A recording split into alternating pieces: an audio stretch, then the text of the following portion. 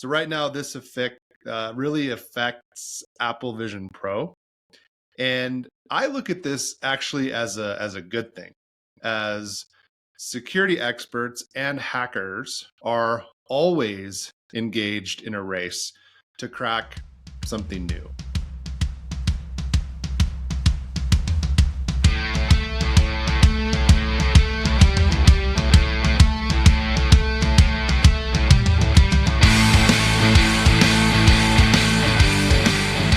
Hey everybody, I'm Brad Bussie, Chief Information Security Officer here at E360.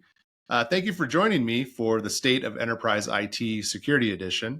This is the show that makes IT security approachable and actionable for technology leaders. I'm happy to bring you three topics this week. First, we're going to talk about an MIT Ph.D. student that has identified a vulnerability inside of the Apple Vision Pro, which is days after release. The second topic, we're going to talk about Clorox and the cyber attack that they suffered late in 2023, which caused right around $50 million in expenses for the organization. And then we'll talk about CloudFlare, and they're addressing a Thanksgiving 2023 security incident. So with that, let's get started. So first topic, the MIT PhD student that I would say, I don't know if you would consider this a hack, the Apple Vision Pro, but it was just days after release. And what it did is it reveals some potential jailbreaks and malware threats. So the PhD student, he specializes in microarchitecture security. So if there's somebody that if I were Apple, wanted to look at my stuff, it would probably be this guy. And he identified a kernel vulnerability in Vision OS, found that it was exploitable, and then able to facilitate jailbreaking the device.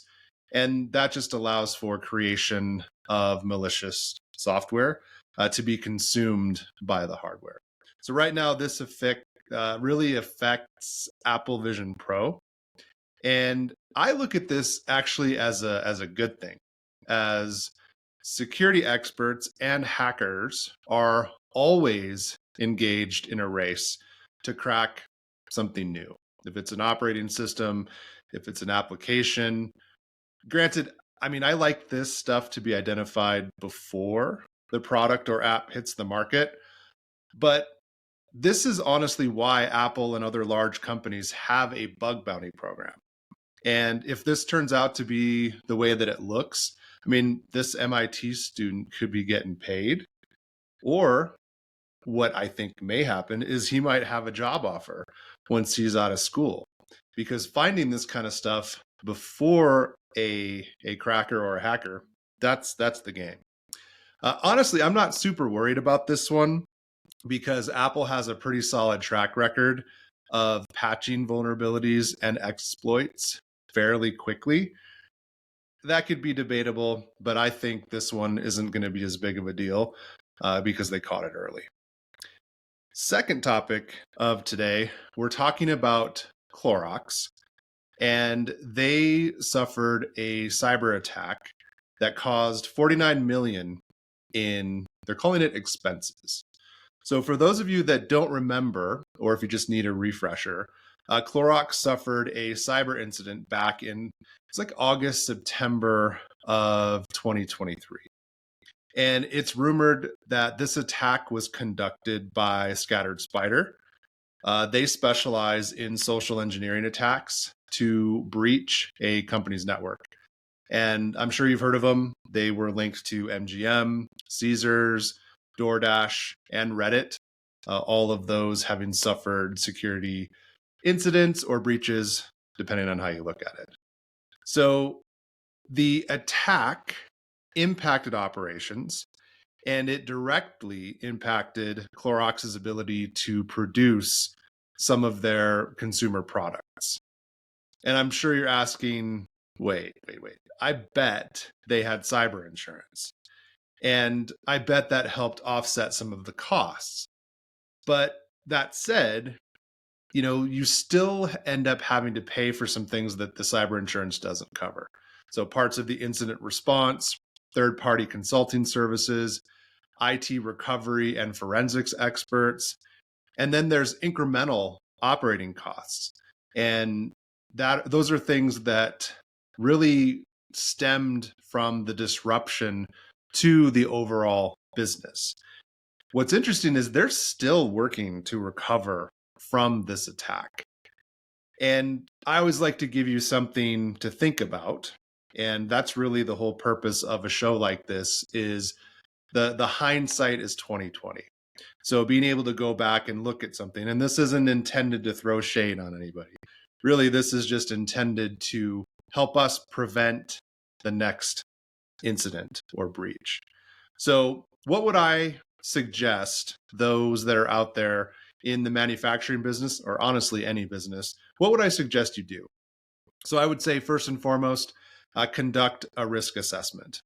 Make sure that you evaluate the likelihood or potential impact of a risk to the organization.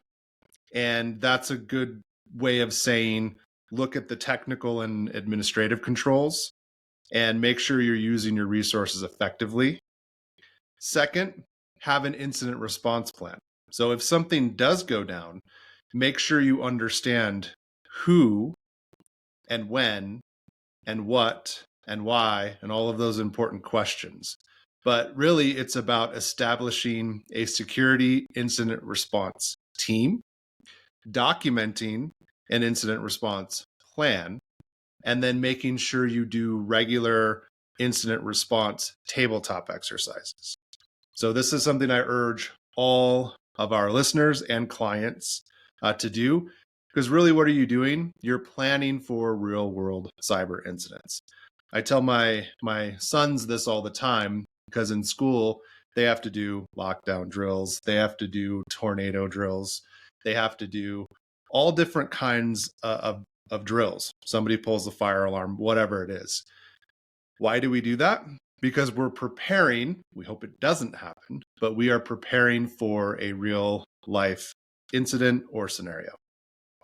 I would say another thing to consider is segmentation, network segmentation. You've heard me talk about zero trust a lot, and you're going to hear me talk about zero trust again because of what's going on at CloudFlare. And this is actually a good example of segmentation succeeding.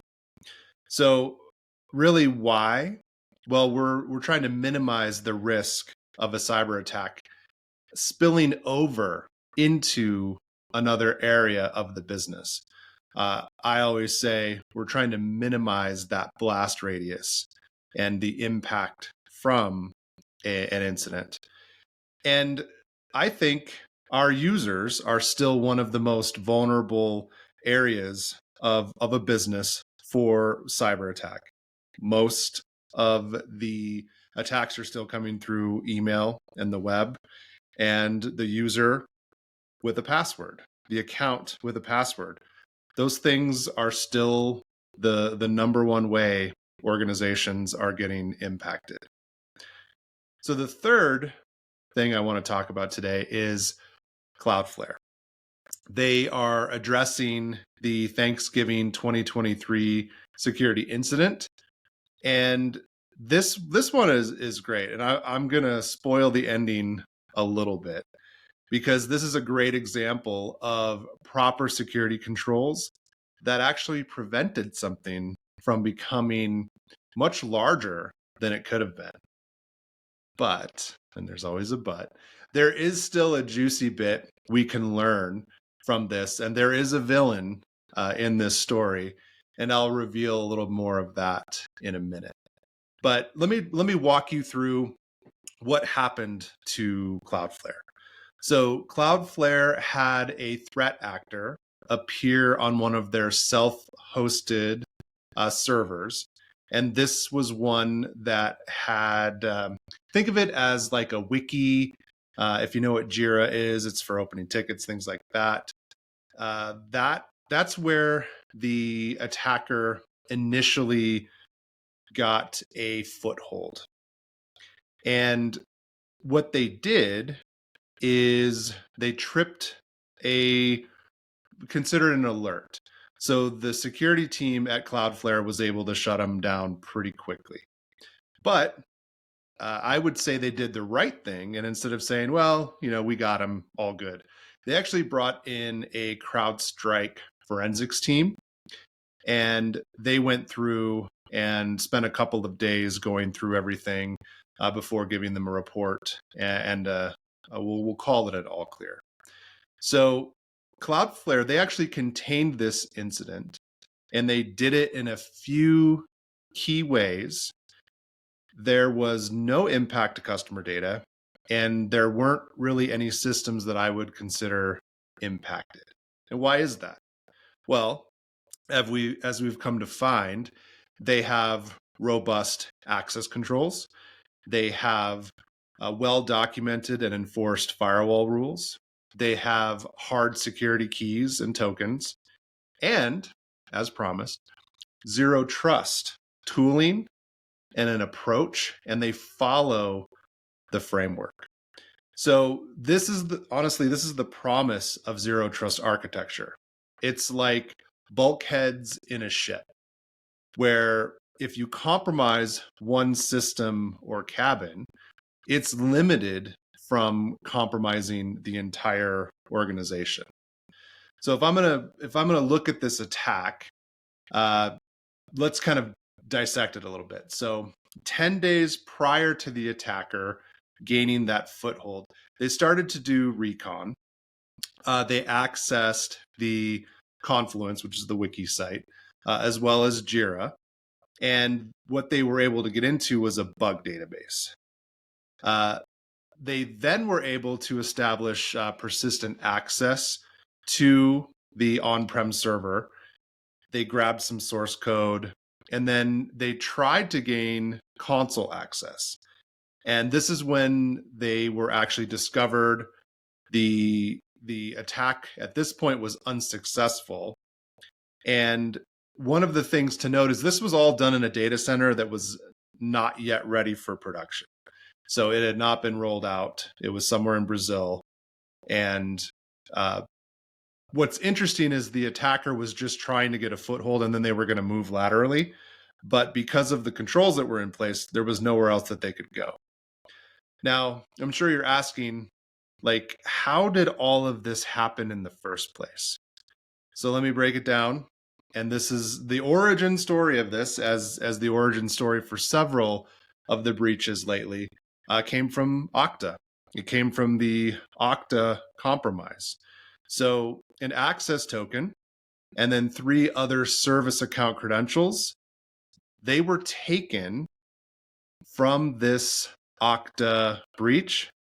And it's good that Cloudflare admitted this. They said, hey, these were impacted, and we failed to rotate the credentials after the Okta compromise in October of 2023. So what does that mean? There was an access token and 3 service account credentials that were known by this hacker group, and that is what they used to gain access to Cloudflare. So if I'm looking backwards, what should have happened after the Okta breach is all service accounts and all user accounts, anything having to do with either an access token or service account, all of those credentials should have been rotated. All passwords should have been changed. We should have reissued everything. Not all organizations did that. And this is just another example of, not every organization has a real good grasp of their password problem. And service accounts are one of those things. If you've ever been an administrator, the thought of cycling a service account password is kind of terrifying, because sometimes you're not even sure where that service account is actually being used. Maybe it's on a service itself. Well, you go in, you reset that password, you change the password in the service, and you try to restart it. Maybe it doesn't come back up. And then you find there was actually a hard-coded password somewhere else in an application. I mean, there's just a lot of crazy stuff that happens and continues to happen. But this is just another example of it's a password again that is leading to these compromises. Now, what I want us all to take away from this is that Cloudflare is doing something that I think any organization that's been through an event like this is doing. They're calling it code red, which means remediation and hardening of their entire environment. This, everyone, is the right response. It's a solid after action review, a solid plan, and they're updating their clients on what they're doing. So a side note for Okta, this is something that they as an organization could learn from, and really making sure that their clients, partners, and overall user base understand what's being done after the breach and after the security incident, and what is going on to prevent something like this from happening again.